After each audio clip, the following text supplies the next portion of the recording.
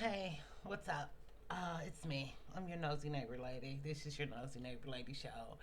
And a white woman did my hair. Ethiopian, Egyptian. I did not know that so many other races of people did black hair. I really didn't. So y'all put in the comments, what did y'all say? Like, one lady said, I'm not letting no white woman touch my hair. It's sorcery. It's witchcraft. It's sorcery. It's sorcery. She got 16 likes. I could not say what I would or would not go to because I do my own hair. But people were talking about going to other races of girls and getting cheaper prices. And then some people, one girl was like, "Oh, I'm you're making black. Let's watch what we're saying about black professionals and black cosmetologists because I'm a black cosmetologist and this, that, and the other." And it's like, girl, this is a consensus among many black women. This is not an attack on the good black women stylists. This is an attack on black women or black people's services as a whole, where often you're gonna pay more money. And black people, we are our own worst enemy. You know, the support the black business narrative where you're getting worse service, you're gonna be in there all day, like is not an attack on good black hairstylists. And it's okay to speak up for yourself and to explain that, hey, it's not all. But if it's 95%, you could say not all day, but you're really wasting your time, our time, and it's a waste of space. It's a waste of space. You have to go to the video where they like, oh, black women stylists are great. You should go to a black woman stylist. Them the videos you should go to and talk about that. And then you all lie to each other about how good your service is when the internet says differently and people in person says differently. And you know what I thought about though? I thought about kitchen hairstylists back in the day, and often you would go to a woman in her kitchen because it was cheaper and you had a personal relationship with her and you're putting money in her pocket and she's doing you a favor and you like got the hook up. I had a friend in high school. She was we met in the ninth grade. She was in 10th grade, and that was like the only woman I really ever let touch my hair. Well, not my hair. It was weaves because she like to cut them and trim them, and I just remember her rotating door of people hair she did, and she would do girls' hair, and they would be best friends one day, and then the next day they falling out fighting.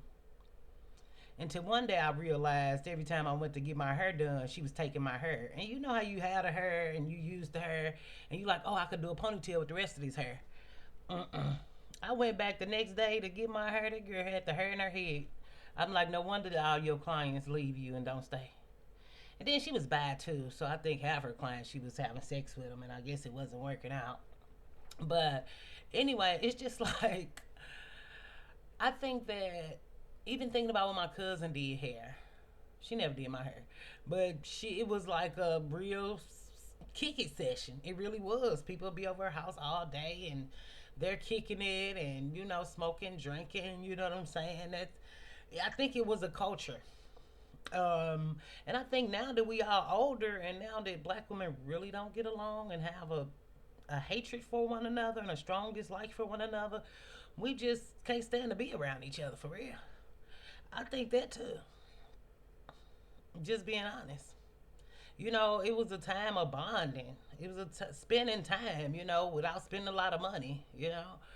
But I don't think black women get along enough for that. But then a lot of the comments was just talking about overall professionalism. One lady was like, oh, they offer me coffee, they offer me tea.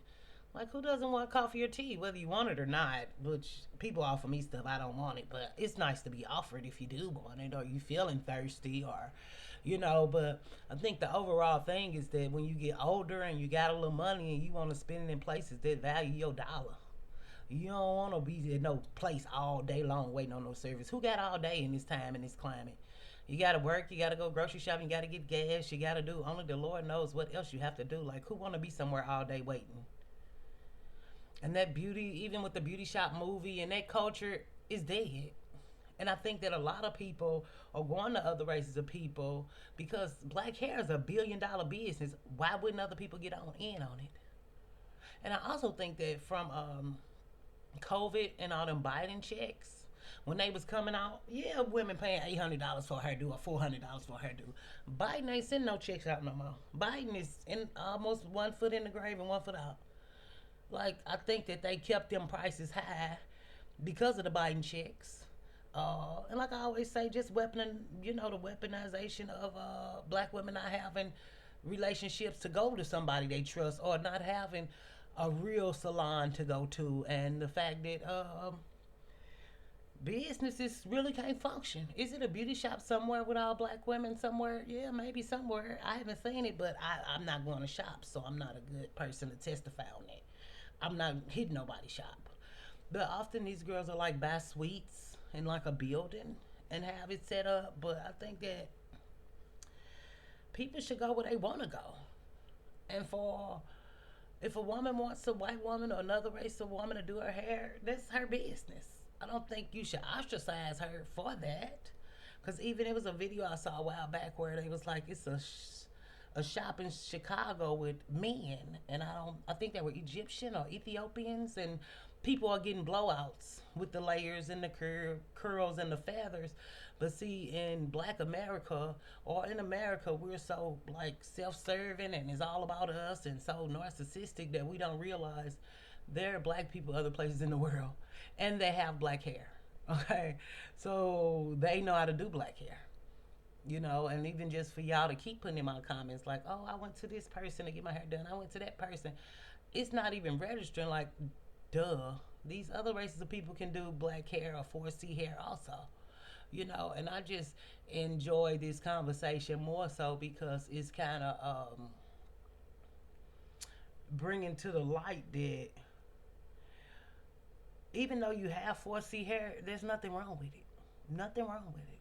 Nothing wrong with your hair not being like the girls in the hair movement or the girls who do the videos. Because even, man, I hate the hair conversation. I'm just being honest. My real neighbors know I've always kind of hated the black hair conversation. But we talk about it because it was a part of our show, and as black women, we care about our hair. And as a fashionista diva, my hair is gonna always be done all the time. Like it's life. Is life. Hair is life for me. I can't just be walking around any type of way. But I think this brings more so to the light that there's nothing wrong with black hair. And the only people who are shunning black hair and shaming black hair are black men and black women. Even with the rise of the hair creators who do this hairstyle and that hairstyle, and when you really look at it, which I had to learn, like, they hair ain't nothing like mine. I'm going buying this product, that product, that product, so I'm like, girl, they hair not nothing like yours. You got to figure out how to make this stuff lay down without all this stuff they using, because it's only turning your hair white. You know what I'm saying? But I think that this just brings to the conversation that there's nothing wrong with 4C hair or 5C or GG or whatever these things are called. I think it's kind of letting black women know, like, your beauty is everything, your hair is everything, your crown is everything, and you should not get stuff based on cultural norms or cultural values or whatever black people say you should be doing. Like, there's a freedom in not caring what black people think, or not feeling like you have to hold down blackness, or that you have to be pro-black, or that you have to sacrifice your well-being or beauty, you know what I'm saying, because you're black. You should stay loyal to black people. And I think that black women are often faced with those decisions more than black men, where you have to be loyal to blackness. You have to support blackness, and don't talk about bad stuff that's making black people look bad. Like I said, that comment where she's like, oh, don't talk about black stylists like that because it's not all of us, and nobody's saying it's all. Of course it's two people who give good service. I'm saying no. But of course there's black women out there who give good service. Are you in every city, every town, every state? Huh? Are you right around the corner from everybody's house? So it's just like, I'm just glad black women are opening their minds and not being so racist. Because one girl was like, that's racist to say witchcraft is sorcery for a white woman. For me, for one, I fell on the ground when she said that. It was just funny. Like, I don't know. When people say witchcraft and sorcery, it always make me laugh. But sorcery is sorcery. It just makes me laugh. But at the same time, I feel like, because the one girl was like, that's racist. And of course, she had to mention that she was another race of woman because that matters for what reason, I don't know. I really don't know. I don't feel like I'm a colorist. I don't feel like I'm a racist. I don't feel like uh, it matters what your race is. Sometimes, most of the time, I really don't care. I don't care. I don't care nothing about it. But it's like, was that racist for her to say that a white woman doing her hair is sorcery? I think that however that lady grew up, she believes that. And for 16 other people to agree, they believe it. And you cannot distort somebody's reality or say that their feelings are not valid because she might really feel that deep down inside. And like I said, when I go to another racist stylist or whatever, I haven't been to a stylist since like the fifth grade, I think, when my mom used to do my hair, get my hair done at the stylist at the salon, and then I went to a braid lady. I went to a braid lady probably like sixth and seventh grade. But by the eighth grade, I was catching on. No, the seventh grade, I was figuring out how to braid my own hair. I was like, because the braids would fall out in the small spots, and I like put them back in and stuff. So by then, I was really doing my own hair. Well, I know about the sixth grade, but the seventh grade for sure. But the sixth grade, what was out? Them ponytails, I think ponytails was out. I guess that's why I got one now. But yeah, definitely was doing my own hair. But do I feel like a woman is wrong? I think that really just being honest, the way the world is, everything is witchcraft and sorcery. Shit. When I walk outside, it's witchcraft and sorcery. Shit. For real, everything. For real. But it's just like, girl, the world is witchcraft and sorcery, okay? Like, for me. So I ain't never against nobody saying that ever. Like, for real. But it's just like, I just feel like I say, the deeper conversation and the real takeaway is that your beauty matter more than race. Yes, it do, girl. Because I want to be cuter. I don't care who making me cute.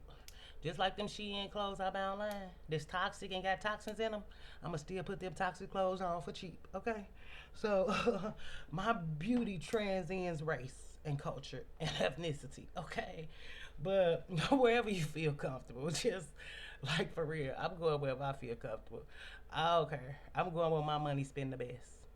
If it's at Goodwill or Shein or if I want to hit Macy's on that clearance rack, I'm going. I don't care. So it's just like, should you go to a black woman to get your hair done because she black? And you making good money or you paying good money to be treated any type of way?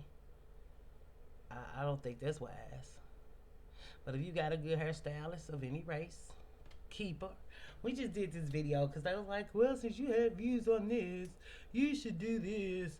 You know this new AI tell you what to do. And I couldn't think of nothing. So, hopefully y'all like this follow-up video. The comments was fun because y'all know I don't get a lot of comments, but I like that y'all kind of talking to me. It's pretty cool.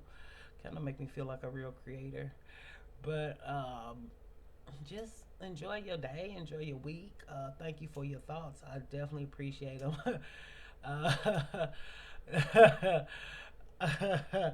I learned a lot. I feel like I learned a lot. But even with me, I do want to get my hair cut in a style one day. If I get some side money, if I care, if I gotta use all my hair though, honey. Like this little ponytail was $5 on Shein. And these little braids, not the best little braids because I'm not like the best French braider, but I'm like, I'm going to take it back to the early 2000s. And I used to do these little boxes because I could never French braid. And I used to try to do the twist, but the boxes were way cuter and I could do the boxes. So that's what's going on here with my little drawstring ponytail that a white woman did. I said, no, yeah. Girl, if I got money to pay a white woman, girl, I wouldn't be on here stressed out worrying about a video idea. Okay? But stay beautiful, wonderful you. Stay handsome. Stay whatever you want to be. And just, I'll see you next time. Bye.